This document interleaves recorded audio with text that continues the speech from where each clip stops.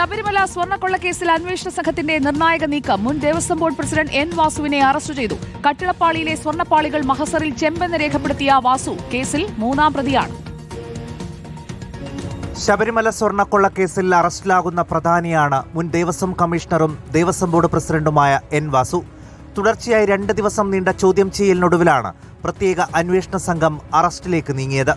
2019 ശബരിമല ശ്രീകോവിലിന്റെ കട്ടിളപ്പാളികൾ പോറ്റിക്ക് കൊടുത്തുവിട്ടതിൽ എൻ വാസുവിന് പങ്കുണ്ടെന്നായിരുന്നു അന്വേഷണ സംഘത്തിന്റെ കണ്ടെത്തൽ.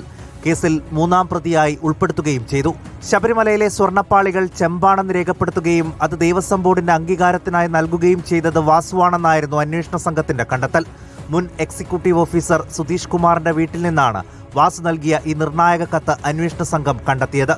എല്ലാം വാസു പറഞ്ഞ പ്രകാരം ചെയ്തതെന്നാണ് മറ്റ് പ്രതികളായ മുരാരി ബാബുവും സുധീഷ് കുമാറും KS ബൈജുവും വാസുവിനെതിരെ നൽകിയ മൊഴി.